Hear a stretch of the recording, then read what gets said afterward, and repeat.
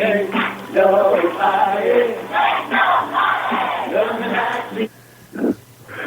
is Joe White. Joe White, this is Richard Owen. Doc, Rick. Hello, Richard. How are you, sir? I am doing better than I deserve. What about you? I'm doing fabulous. Well, you and I both, I get a chance to be 13 again. I don't. Yeah. What a pleasure to talk to you, and what a pleasure to catch up with you. I am so impressed. You too, Richard. I am so impressed. You've done an awful lot with your life. I'm getting goosebumps. I think it's great. We're having fun. We're go. Having fun. It ain't over yet. It ain't over yet. Well, do you still do the? And by the way, I've got the record button on, but I get to edit all of this, so we can have our conversation. Just a kind of catch up opportunity. Do you still do? I went out and looked at some of the pictures. I swear I'm in that one that you show the fire circle, and where we used to have the Cherokee and the Choctaw competition. Do you still play those games? Nothing has changed, buddy. Absolutely, nothing has changed. Ain't you something?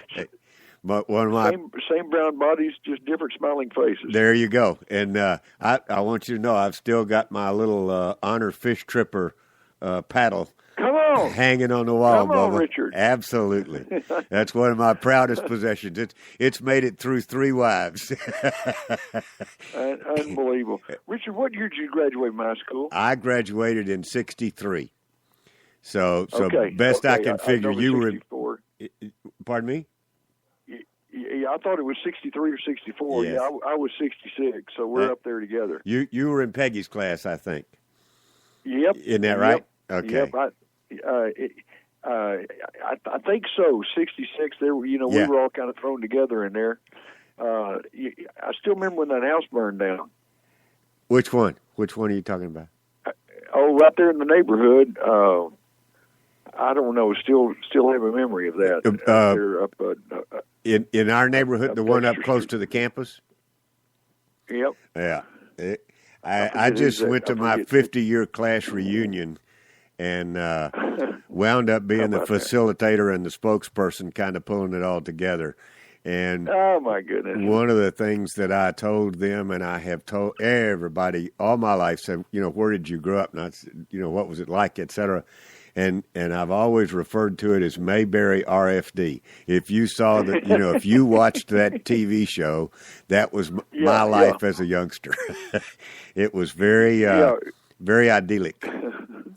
So it was pretty simple in those days out there in the shadows of Kyle Field. It was pretty simple. Our parents were very, very good to us, putting us out in that environment. And I mean, on the one hand, we were protected, and on the other hand, it made the reality of adulthood a little stark for some. It's like, exactly. Whoa, wait a minute. Right. What's this all about? Yeah. So you've done wonderful things. I mean, the camp. It is way beyond. I remember your dad. I was a camper for 2 years, and then a work boy my 3rd year, and so. My 3rd year, I was allowed to go down into what we called the slough, which was the backwater down there by the swimming hole, and clean that out. And your dad had us put in I remember it was an 8-cylinder Oldsmobile engine that he rigged up with a pull to teach the skiers that had never skied before. It was a place to begin skiing in shallow water, and without the fear of being drugged behind a boat in big old Taneycomo Lake. Yep. So, that lasted about 1 year. I'll never forget that. I was the test monkey, and I think I killed myself on that thing. Well, at least he had a family member doing it, right? Exactly. We were expendable. Yeah. So. I noticed it when I was going out and looking at your bio and trying to catch up. Some of the numbers to me are absolutely amazing, Joe, with what you've done with the concept. And the reason I reached out to you was because the lesson I learned there and have quoted all my life is I'm third. I mean, I don't remember the entire story. Shame on me. But I do remember God first, the other fella second, and I'm third. And it has been, I mean, I'm going back 50 plus years of something that I carried forward with me through the camp. I didn't necessarily always brush my teeth every day like we were measured on. I think we had to. You guys had us checking so many boxes it wasn't funny. Served me well when I got to the Naval Academy. I will tell you that for sure. There were some training. I'm proud of you for that. Proud of you for that, by the way. Yeah, the I'm third. The I'm third Kanakuk principle. God first, others second, I'm third. Based out of the Book of Matthew, when the lawyers of the day asked Jesus, "What is the greatest commandment?" He said, "Love God with all your heart, soul, and might, and love your neighbor as yourself." And so the I'm third philosophy of putting God first, others second, and I'm third, it has been the Kanakuk motto for 89 years since we started in 1926. 26. But the fun thing about that, here we are in 2014. And the fun thing about that motto is I see kids living out that motto in a very hostile culture that is everything but God first. Yes. I was speaking in a high school this morning, and they actually did the Pledge of Allegiance, where they say one nation under God. Yes. And that is probably 5% of the schools in America, if that many, still say one nation under God. Is it that low, Joe? But even though the culture is that intense for kids to live in, where there is no more God, there is no more Ten Commandments, and it's mostly just drugs and sex and rock and roll, I see kids. We work with 18,000 kids a year at all these camps. Yes, sir. But I see kids doing things God first, others second, and I'm third, with boldness, Doc, like I have never seen kids before, ever. This generation has got some great Christian leaders in our high schools today. That, as you know, that's the purpose of this outreach. That's the purpose of my show, is to reach out to what the media calls the millennials, anywhere from 16 to 26 years old. So some of them still attending your camp, others are probably counselors, and the vast majority of them may be what I'll call graduates.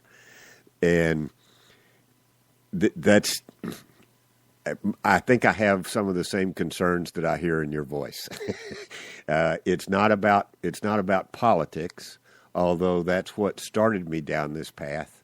I learned very quickly that it was not about Republican or Democrat. It needs to be about things that cut across party lines. But we've lost, and then it has become about the values that we've lost.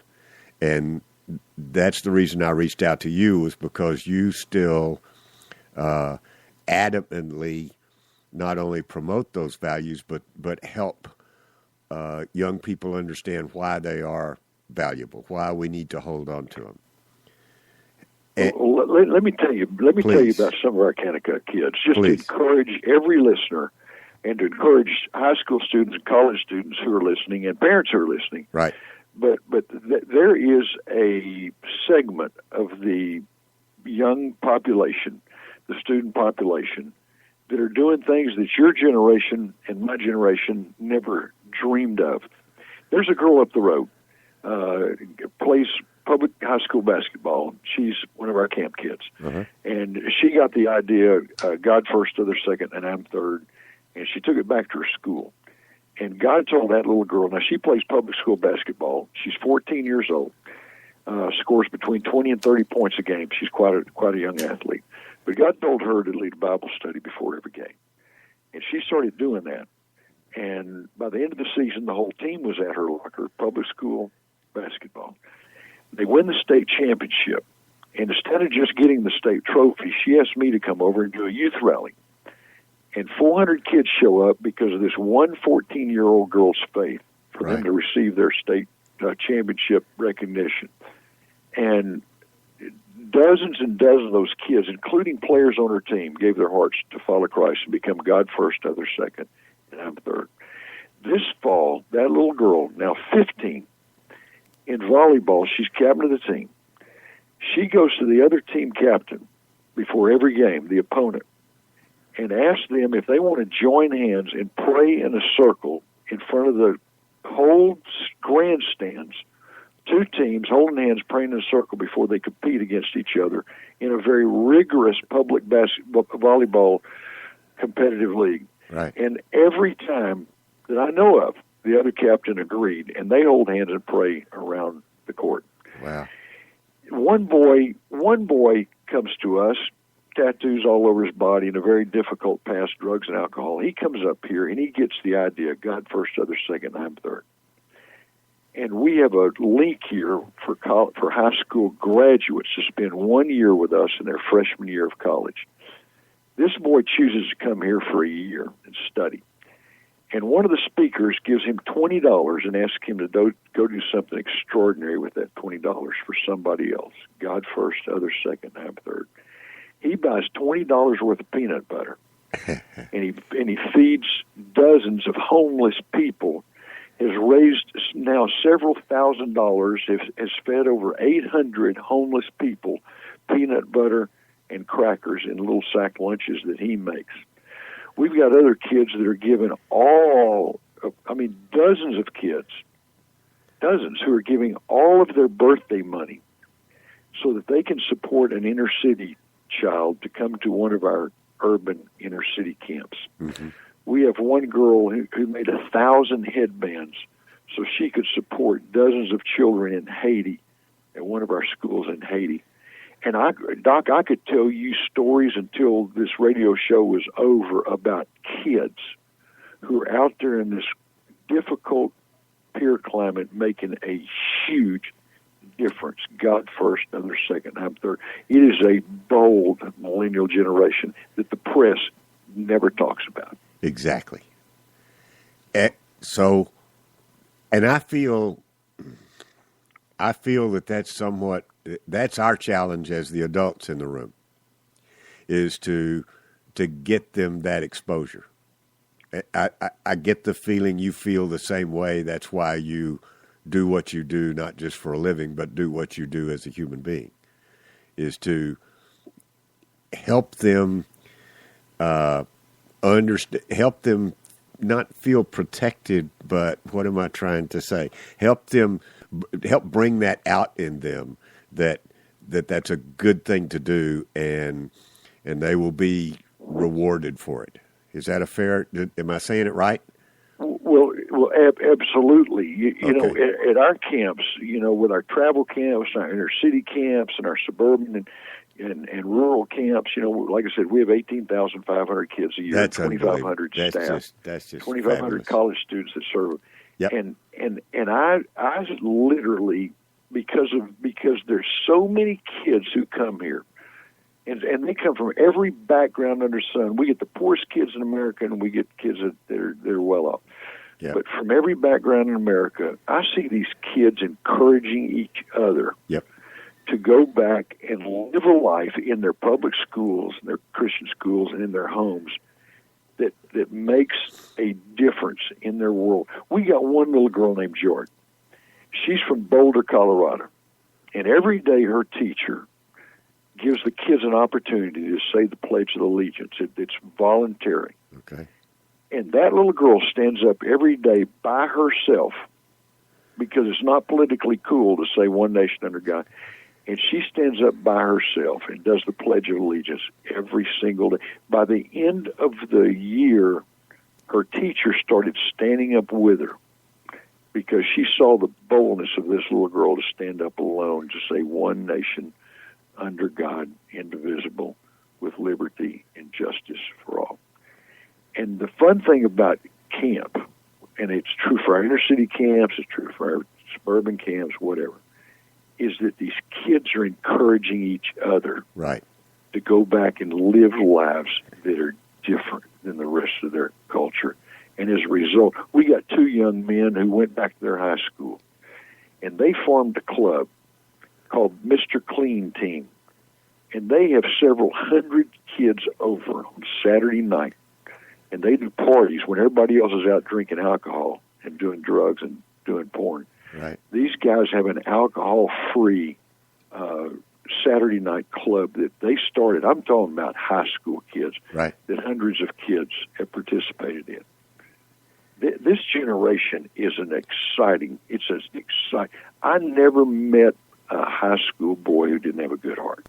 Well, and he may be in trouble, but if you believe in him long enough, he's going to start believing in himself. Right. And God's going to do something with his life. It's the self-belief that is so strong that needs, all it really needs is the slightest amount of encouragement, and as it goes along.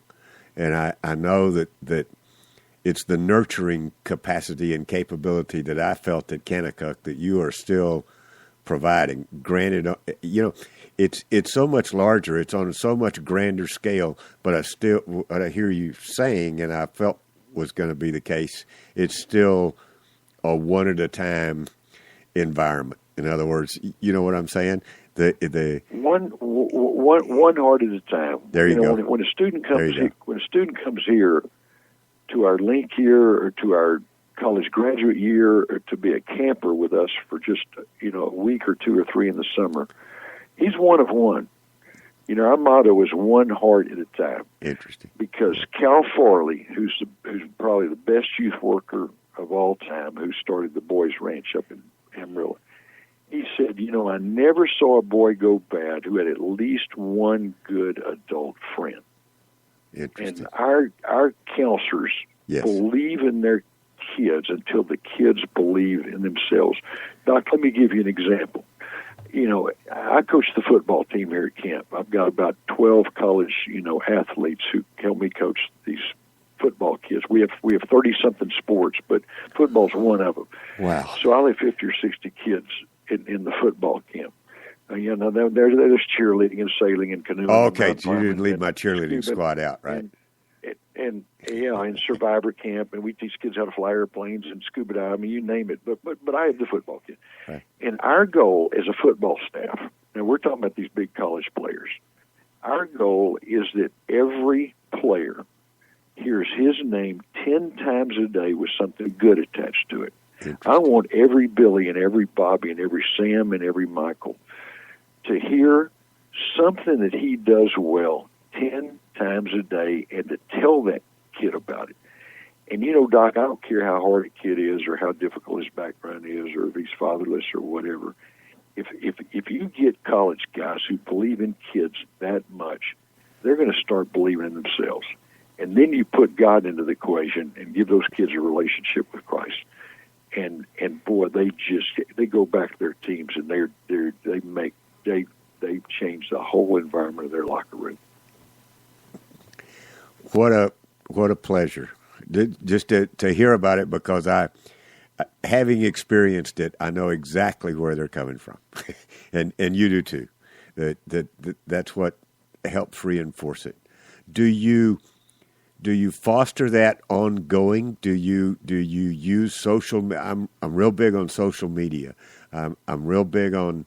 I spent 25 years in IT, so I'm big on understanding the positive nature that it can provide. I'm already seeing it with what I'm doing. Do you do that as well?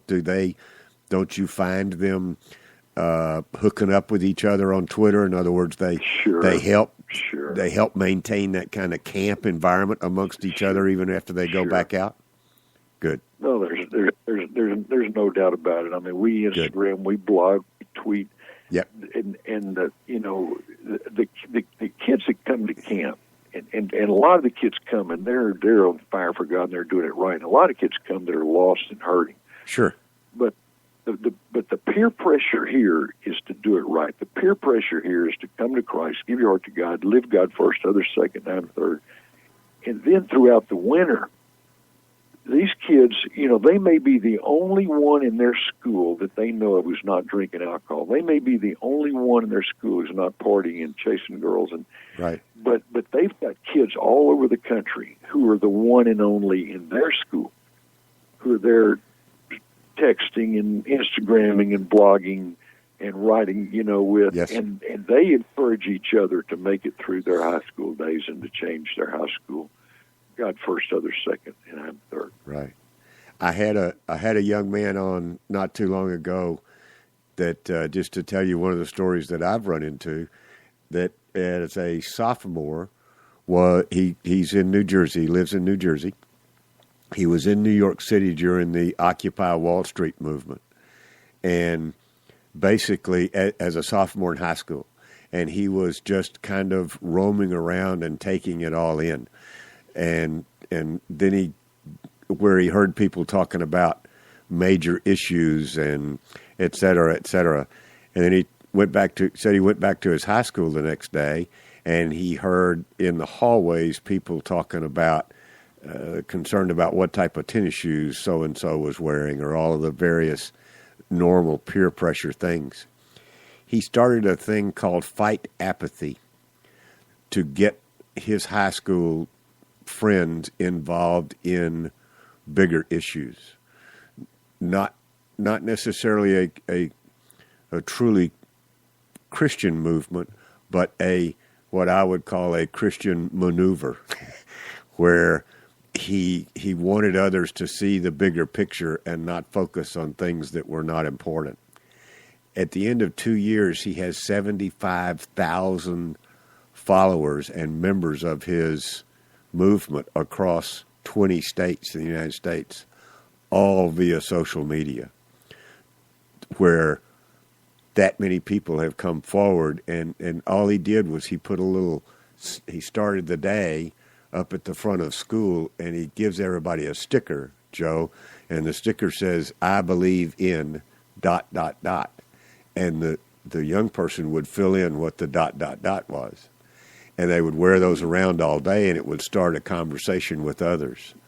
I found it totally intriguing, not just from what he's been able to accomplish, but the method by which he accomplished it.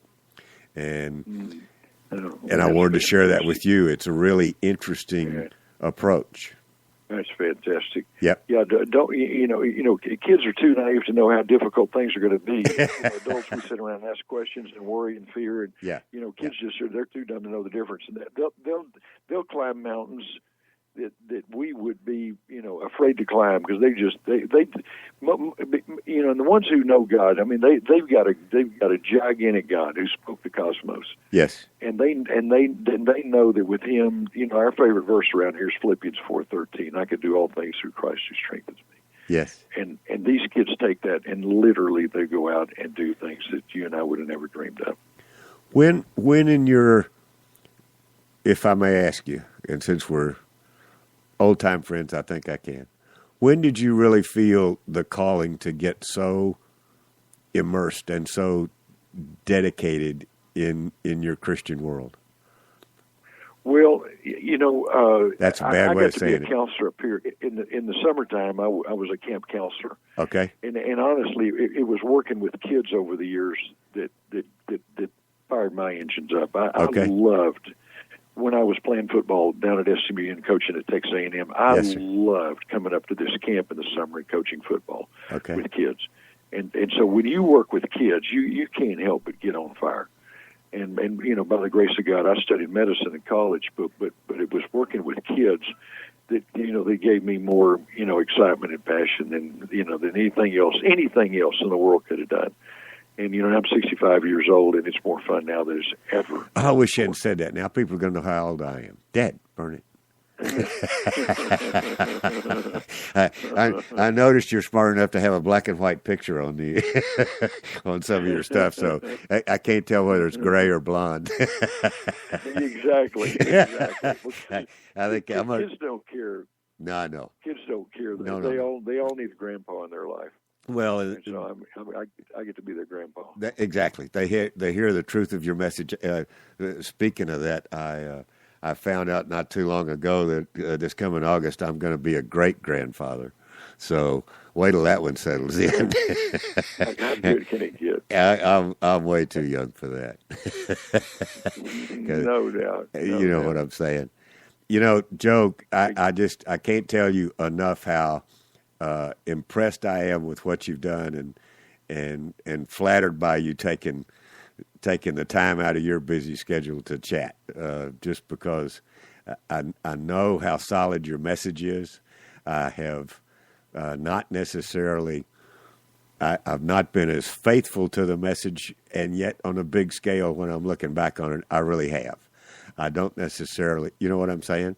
I have at every opportunity taken advantage of the lessons I learned at Kanakuk, and I have a daughter that hit some hard times in her teenage years, and she volunteered herself to go into a program that was a summer camp, where it wasn't really a summer camp. It was an all-year camp. They went to school. They were out in the woods. They had to dig all their own stuff. And I would go up and visit her and take her out in a canoe, and we'd paddle around, and I was showing her how to fish and stuff like that. And, you know, I never will forget one of her phrases when I was talking to her. She said, you know, Dad, this is not Kanakuk. Because it was not designed that way. So apparently, I've probably preached it more than I realize I have. Well, God's been good to this place. He still is today. And I would venture a guess that He will be in the future. We need your graduates. We need the influence of your graduates out there. It's very enheartening and should be supportive to other folks in the same boat or in the same age group. We call it the Kanakuk Leadership Experience. We believe every child was born to be a leader. They just have to awaken that gift that's inside their heart. And that's our job, and we love the challenge. You may not be aware of this, but I didn't get my PhD until I was 63. Fantastic. And it's in leadership studies. With all of my research into ethics, I got it at a very fine school here in San Antonio called Our Lady of the Lake, and it was so nurturing. I think that is what reawakened Christ in me and my desire to get more involved and put that back. Plus, I looked around, and all of my friends are very similar to you. So it was like, when's Richard going to really join us and get dedicated to this program? Fantastic. Yeah. Fantastic. That's great. That's awesome. Congratulations. So it never goes away, as you well know. I heard that. I heard that. You know, it may lay dormant for a while. You may have some of your graduates or some of the folks that go through your program that don't immediately strike out like the examples you've given me. But I would submit to you that, as you well know, no matter how long it lays dormant, it's in there. And it's just a matter of something triggering it to bring it back to the forefront. That's good. That's good. Thought you'd like to know that. I appreciate getting to visit with you today, Joe, Richard. I really am thankful, and I'm thankful for this radio show and what you're accomplishing on it. God bless you, sir, and I really appreciate you joining me. Oh, and you the same, Richard. It's been delightful interviewing with you today. We'll have a good time later on again, I'm sure. Okay. I'm proud of you. Thank you, sir. I'm proud of you, too. Thanks, Keep it Joe. up. Bye-bye. All right, Doc. God bless. Thank you. Bye-bye. Bye-bye.